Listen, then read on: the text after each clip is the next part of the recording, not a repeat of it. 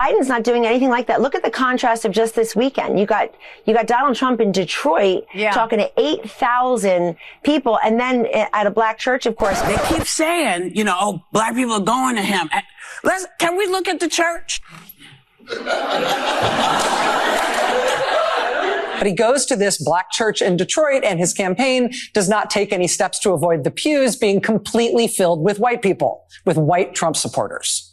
Then on the day, the message of his supposed campaign is that he's trying to appeal to black voters, right? That's the whole point of doing this photo op. He then goes straight from that venue, stuffed with white people, to a conference hosted by this guy who has been in the news for the last few months, for saying, quote, "We made a huge mistake when we passed the Civil Rights Act." So on the day, your campaign message is, hey, black voters, look at me. Aren't I appealing?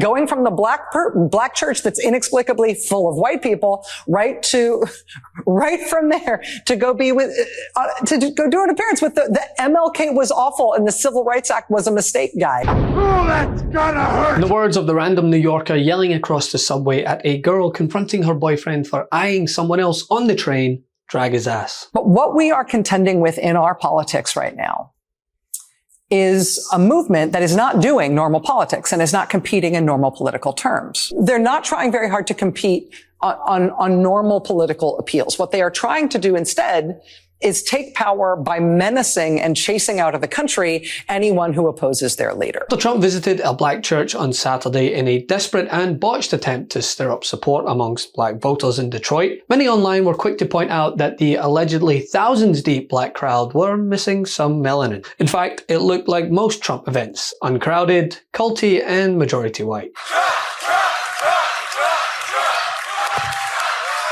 What a nice welcome. Thank you. That is the reaction to Donald Trump at what nearly every major media outlet reported was his visit to a black church in Detroit, Michigan, one of the 10 blackest cities in America, with a population that's about 78% African American and a poverty rate topping 33%. In other words, it would be hard not to fill a Detroit church with black people. So now I want you to look with your eyes. Just look with your eyes again at this crowd. Is what you're seeing here, what you would write in a headline, is a black church?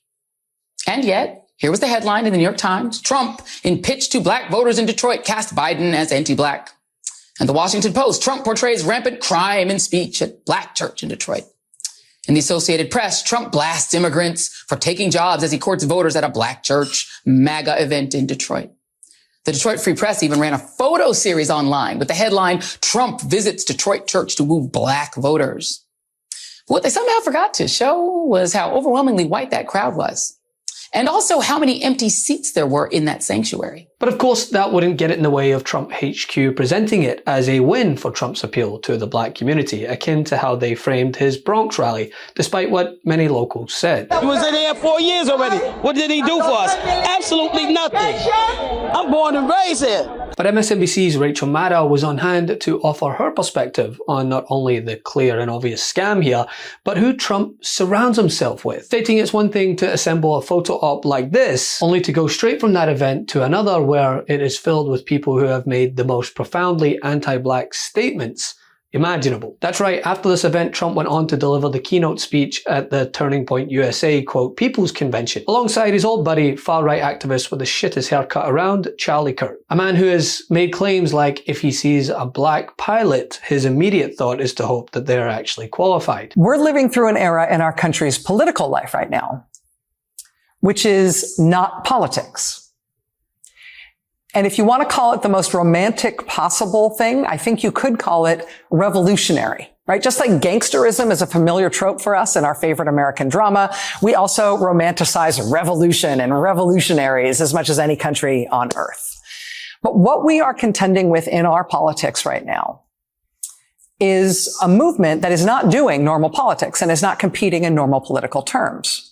But he goes to this black church in Detroit, and his campaign does not take any steps to avoid the pews being completely filled with white people, with white Trump supporters. Then on the day, the message of his supposed campaign is that he's trying to appeal to black voters, right? That's the whole point of doing this photo op. He then goes straight from that venue, stuffed with white people, to a conference hosted by this guy who has been in the news for the last few months, for saying, quote, "We made a huge mistake when we passed the Civil Rights Act in the 1960s, saying that he thinks black people are not qualified to be airline pilots, that he worries if he's on a flight and sees that the pilot is black," who has been posting things like, quote, "Whiteness is great" on social media, who has been hosting guests on his podcast to talk about how black people are inherently biologically inferior and incapable of advanced intelligence. Someone who said literally MLK, meaning Dr. Martin Luther King Jr., quote, "MLK was awful, not a good person." So on the day your campaign message is, "Hey, black voters, look at me. Aren't I appealing?" Going from the black church that's inexplicably full of white people right from there to go be with, to go do an appearance with the MLK was awful and the Civil Rights Act was a mistake guy. If that's how you're running your campaign, you are not trying very hard in normal campaign terms. But they are not trying very hard in normal campaign terms. They're not trying very hard to compete on normal political appeals. What they are trying to do instead is take power by menacing and chasing out of the country anyone who opposes their leader.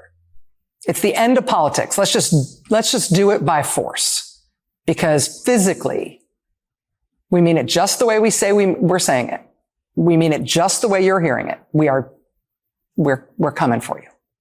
And the thing is, you don't have to look at the people Trump surrounds himself with to conclude that he's anything but for the black community. Look at his past business dealings, comments he's made in the past, full-page articles that he's taken out calling for the death penalty of wrongfully convicted black teens that he still, to this day, has not apologized for doing. As Donald Trump faces the prospect of even more indictments and complains that he's being treated unfairly, it's worth remembering his hypocrisy and just how quickly and harshly he judges others.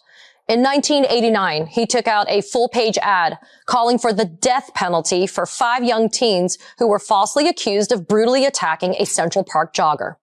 Years later, the young men were completely exonerated by another man's confession as well as DNA evidence. But Donald Trump has never apologized. To his most recent comments alleging that the main reason black people in America are supporting him more is because he's, quote, a convicted felon. And then I got indicted a second time and a third time and a fourth time. And a lot of people said that that's why the black people like me, because they have been hurt so badly and discriminated against. And they actually viewed me as I'm being discriminated against.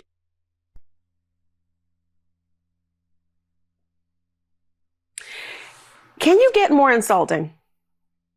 Do you really think that people like you, because you were indicted, because there is some suggestion that's being made here that people see themselves in you?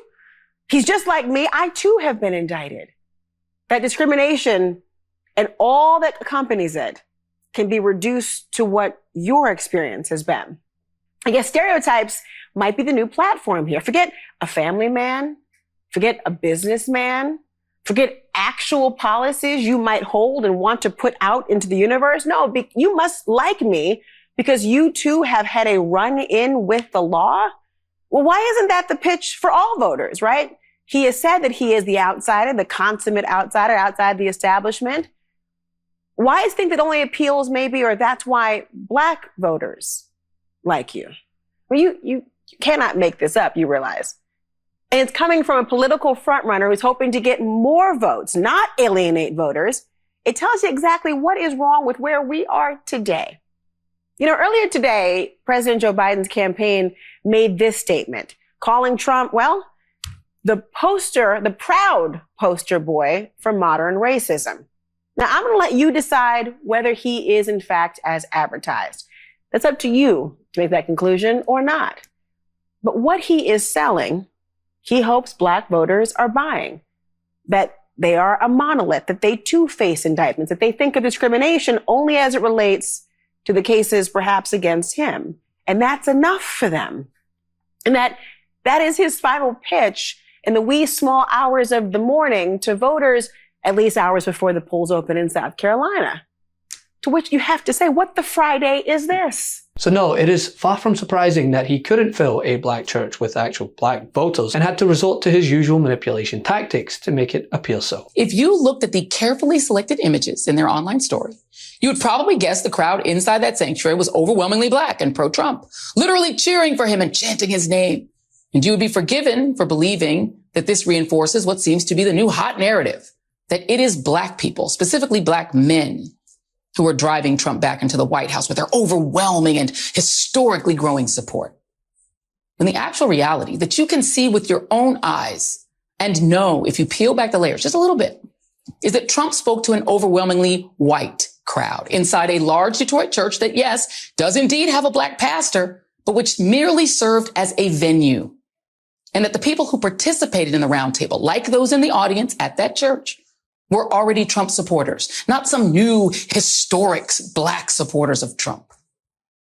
Trump was in Detroit to participate in something called the People's Convention, a weekend-long gathering arranged by Turning Point Action, a conservative grassroots group founded by activist Charlie Kirk.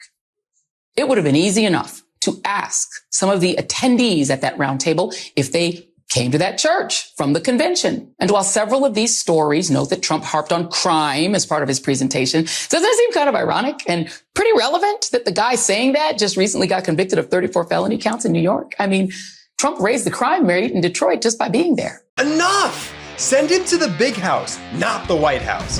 Get the new exclusive tees, mugs, and stickers right now at store.MeidasTouch.com. That's store.MeidasTouch.com.